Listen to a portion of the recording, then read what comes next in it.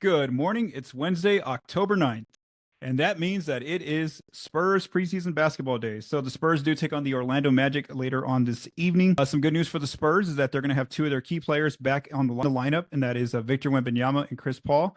The team put out their injury report on Tuesday afternoon, and they listed Devin Vassell, Zach Collins, Charles Bassey, David Duke Jr., and Nathan Mensah as out for this coming game Wednesday. Again, the good news there is that Wemby and Paul are going to be back, and so that means that the majority of the Spurs' core rotation players should be available, aside from probably Vassell and Collins. I don't see Bassey, Duke Jr., or Mensah being in their core lineup whenever they're fully healthy. And so again, we're gonna get to see a picture of maybe who Pop's looking at for the starting lineup, and so that's something to watch. And also, who are those first players that get those second unit minutes with most of the team back, aside from maybe Collins, who he's still injured, but he's probably going to end up being the backup center. So. Again, just predicting what the Spurs lineup might look like. I'm saying right now, Chris Paul is the point guard, Julian Champagnie as a two guard, Harrison Barnes as a three, Jeremy Sohan as a four, and then Victor Wembanyama there as the center. And then off the bench, probably Trey Jones, Stephon Castle, Keldon Johnson, and Sandro Mamukelashvili. And then it'll be interesting to see if what Pop does with that fifth role on the bench unit. If he goes with maybe Malachi Branham for more offense, or if he goes with Blake Wesley for more defense. So again, those would be some interesting questions to watch. I'm also eager to see if Champagnie played well enough on Monday when he scored 22 points and made 6 threes. If he played well enough where Coach Pop wants to start him in place of Vassell until Vassell does get healthy. Regarding this game, it is going to tip off at 7 p.m. Central Time in San Antonio. If you're watching it on TV, it's on CWSA for those of you that live near San Antonio or in San Antonio, and then on League Pass for those of you out of that market. And I did check the Orlando Magic PR page before I started recording this episode, and they hadn't listed any kind of injuries yet for their core players. So again, as of right now, I would say that the Magic are going to have most of their core players available. But again, we'll see. I do want to note that even though you're listening to this on a Wednesday morning, I am recording this at in the evening on a Tuesday evening. So now moving on to our next topic here, I want to talk about Stephon Castle. So the Spurs, after their game against the OKC on Monday, they ended up having practice on Tuesday, and Steph Castle addressed the media afterward. And so I want to go through 3 big takeaways that he talked about here in this media scrum with the reporters. So first of all, if you watched the game on Monday, you saw that offensively he had a tough night in the turnover department. He ended up with 6 turnovers. Steph Castle did against the Thunder defense. And so Coach Pop talked about how, in a way, that was a good experience for him after the game, because it got to teach him, just how much, he has to be ready for like the physicality, the speed, the size of NBA defenders. And so that's something that Steph actually commented on Tuesday in his press conference. So here's what he said. I really want to pull his quote here. He said this: "I feel like I processed it pretty good," said Castle, reading the Thunder defense. "Just being able to be on the ball a little more, be off the ball, knowing when and when not to cut, noticing how they're loading up, how they're in gaps. It's really the little things like that where I could find spaces to attack." And so, basically Castle just went on to say that basically, it was good preparation for him to see, and something that he needs to get are reps. He basically needs to get those experiences against NBA level defenses and, individual defenders out there to get adjusted to the physicality, he said, and the speed of the game.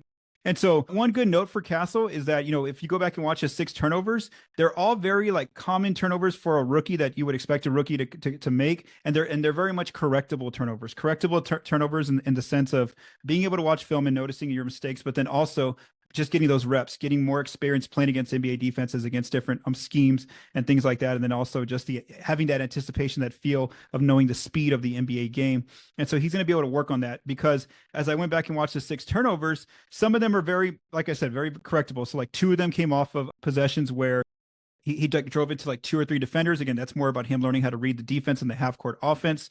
There was 2 where he was kind of just throwing a pass to a teammate, and the defender saw that and right away, kind of intercepted and took off the other way. So again, that's more so knowing, the anticipation of those defenders. And then another one was a questionable one where he got called for a charge, but when he was throwing an alley-oop to Sidi Sissoko. But again, that's more so on the ref. Some refs might call that as a charge, others may not. So again, I think that, again, if that's a good sign for him, the fact that those are all correctable turnovers for Castle.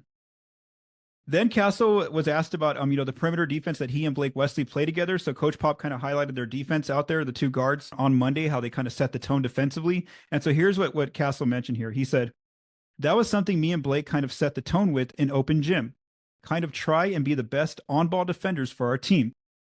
So coming into a timeout, coach said he wanted us to kind of up it a little bit defensively, specifically us too. And I feel like we executed it on it.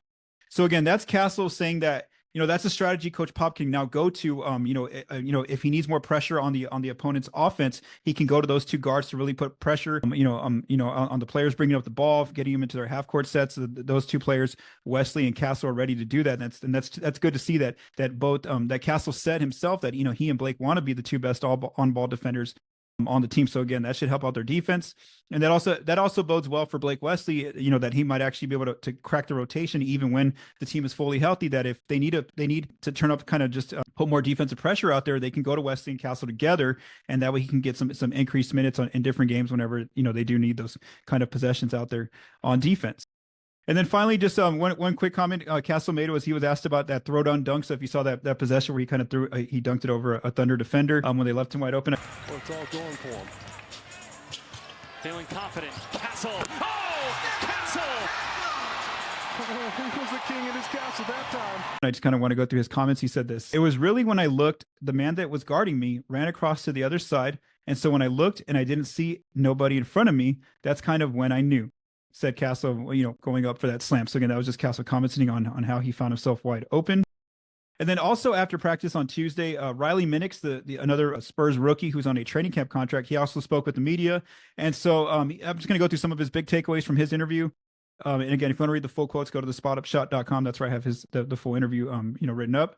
So he one thing he talked about is how he's kind of like soaking in this experience of being with the Spurs now. He was asked, what's the difference between summer league and now training camp in the preseason. He said it's the fact that you have, that with the Spurs right now, you have, veterans out there who have multiple years of experience, such as Chris Paul, such as Harrison Barnes. And Minix even called Wemby a veteran in the fact that I know Victor's only in his second year, but Victor's been playing professional ball for a few years now, Minix mentioned.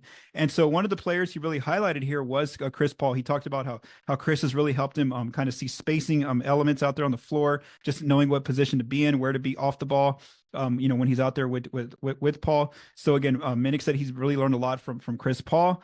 And then just on his 3-point shot, obviously he says that he's known for his 3-point shooting ability, and so one thing he's had to do is adapt to the quicker closeouts by NBA defenders. So that's one thing he's worked on his shot release in terms of the timing of it. He's made it a quicker pull on his threes, and he says that his teammates have been very encouraging of him. They're saying that when he gets in the game and if the shot is there, he needs to shoot it. So obviously he did that in that first preseason game where he went 2 of 3 from distance for 8 points.